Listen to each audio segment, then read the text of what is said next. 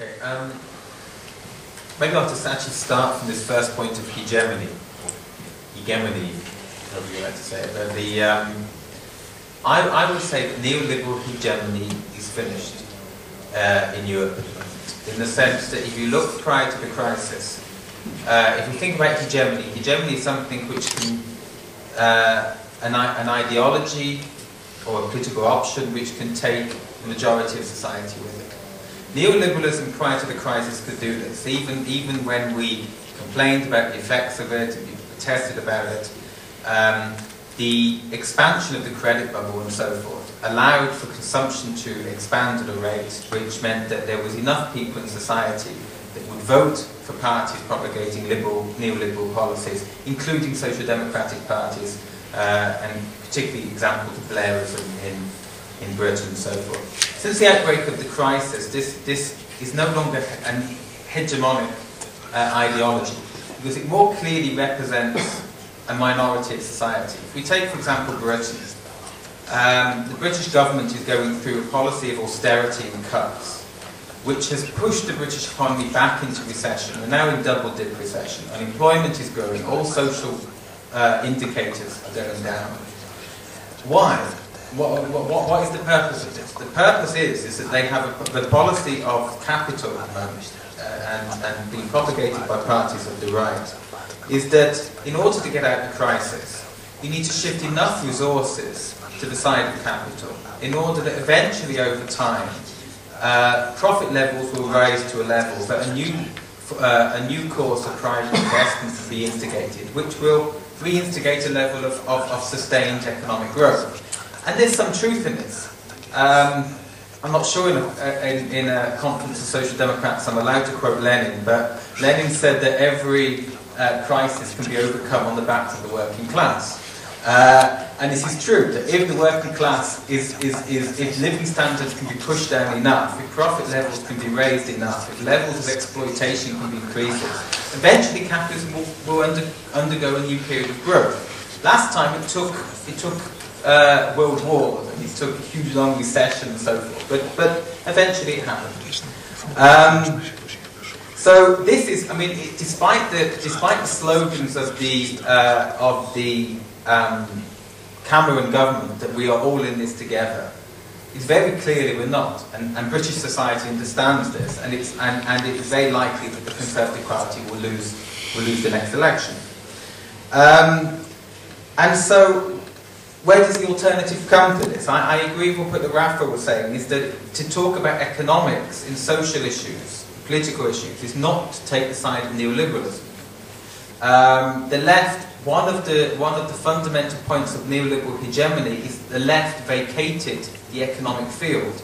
It moved simply to social culture issues and so forth, and left the economic issue alone. Or what it said, Blairism, the ideology of Blairism is that if we let capital enough freedom, if we let the market, the invisible hand of the market have enough room for manoeuvre, this will be the economic growth. The economic growth will come from this, and the role of the left is simply to do some redistribution of the fruits of this economic growth. Some minor sort of tweaks and so forth. Of course, in the process, it also gave up the ideas of egalitarianism and moved towards more meritocratic ideas. But this essentially was the sort of idea. Actually, we're not in that situation anymore. The left is not in the position where we can have the luxury of allowing capital to grow the economy, because the capital is not growing the economy, it's shrinking the economy. In Greece, is now in the 5th year of recession. Average wages have fallen by around 25% during this period in Greece. This is not a hegemonic strategy. This is a partial strategy of benefiting a section of society to the detriment of the rest. Now, to get out of this is not easy, and as we all know. And what I don't actually think is that the left should go through, because I'm kind of tired of it a wee bit in the 90s and 2000s and so forth, where the left was in such a stuck position, didn't know what to do. It went back to talking about ideals. What about ideals? What are our ideals? Maybe we should reassess ideals. For me, the ideals of the left are what they've always been. Ideals of jobs and full employment and equality and housing etc., are the ideals of the left. The question is, how do you actually achieve these? And these come to very practical issues, of which none of us here have got all the answers to it. And if we turn to Keynes, and what had happened for decades on the left is that people had used Keynes as a pro-demand theorist. So therefore we increased some of the wages, we increased benefits, this would be. Now this is part of Keynes' policy, and part of which we should be supporting. The other part is that his economic policy was a policy of, particularly when he was addressing the crisis in the 1930s, of a pro-supply policy. His two most radical theories and fundamental theories of Keynes was one, which should be a socialisation of investment. Period of economic crisis, when private capital does not invest, you can essentially say at the moment in Europe there's an investment strike of businesses.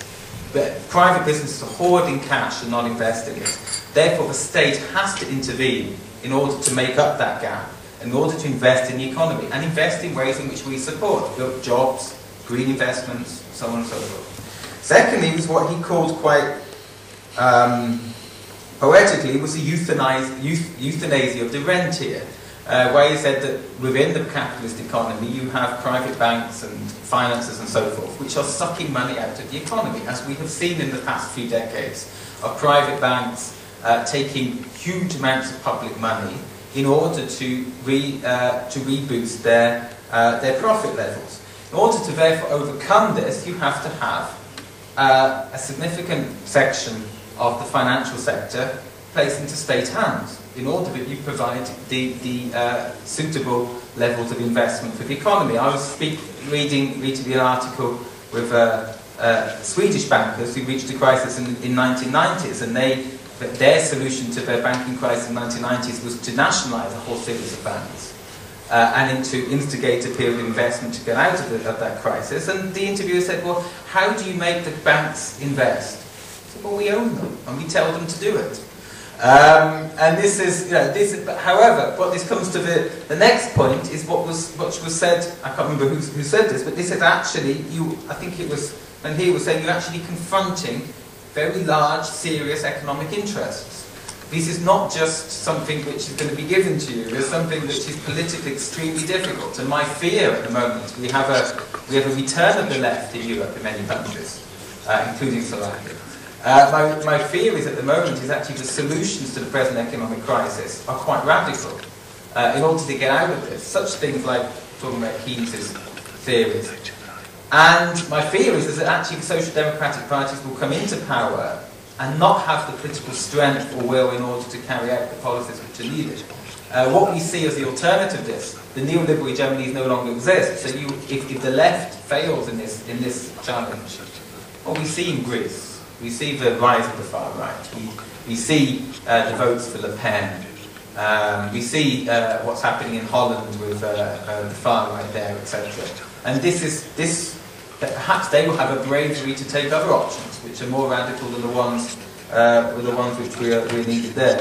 Just one point on the EU. I mean, my presentation, I was trying to show this difference of the dichotomies of the discourses in Poland.